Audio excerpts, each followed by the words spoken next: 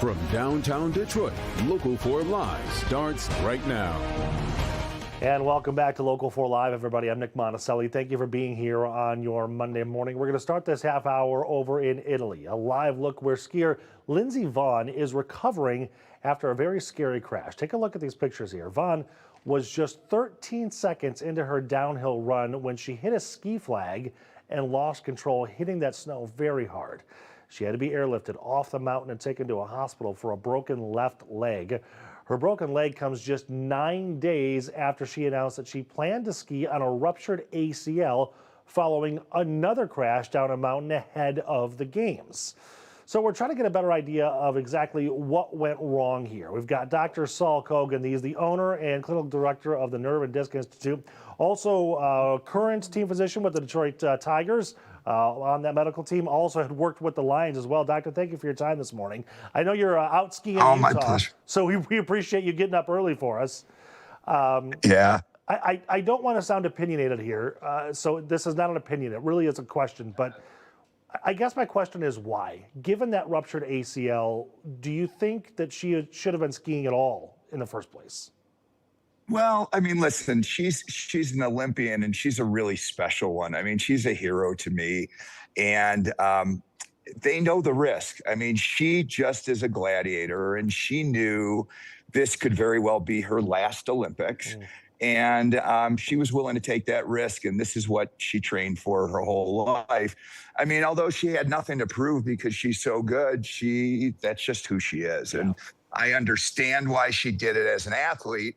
As a physician, of course, the right thing to do is probably not do it. But, you know, from an athletic standpoint, I understand why she did, but she did it openly knowing her risks. Gotcha. Okay, so let's talk about that ruptured ACL then. And I kind of read a few articles on this. It sounds like that may have not been the number one factor in this crash, but certainly took away some of her abilities to control it once it happened.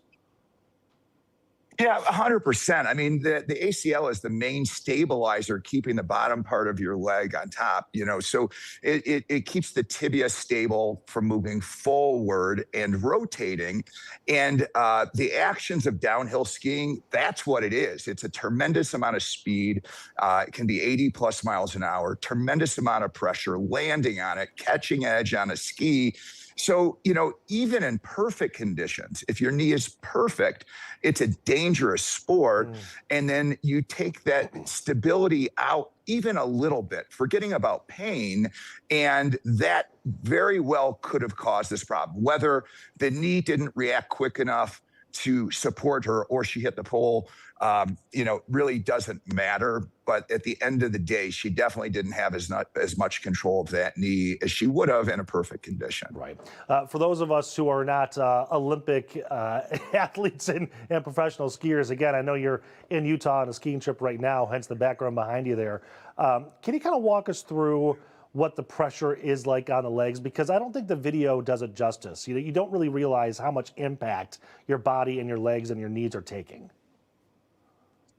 Yeah, well, listen, these athletes are going very fast. I'm actually sitting, you can't really see it because it's dark here, right in front of where the 2002 women's downhill was, where it finished.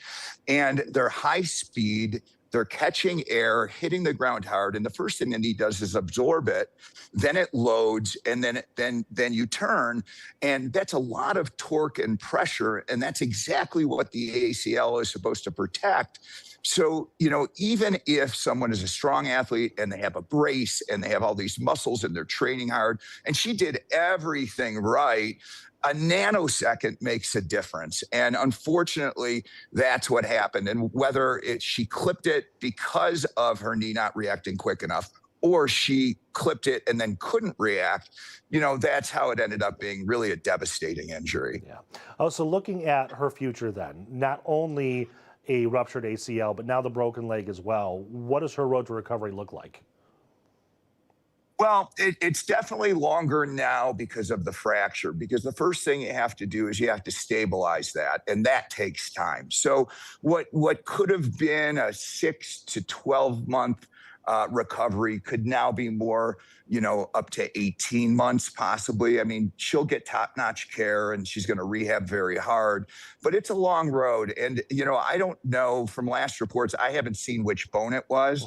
but depending on whether it was the tibia or fibula, it would make a big difference because the tibia is the main load-bearing bone there. And if that was the fracture, it might be a little bit longer. All right, so it sounds like this was probably her last run at the gold anyway, but this is not a career-ending injury?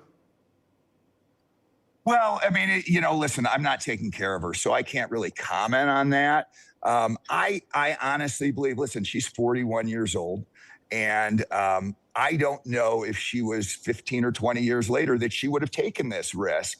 So, I'm not in a position to comment on what her future looks like.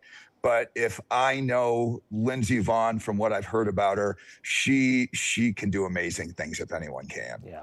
Okay, Dr. Cogan, thank you for your time this morning, and please don't break anything while you're out skiing. We're going to do our best not to. Thank you. Sounds good. Thank you.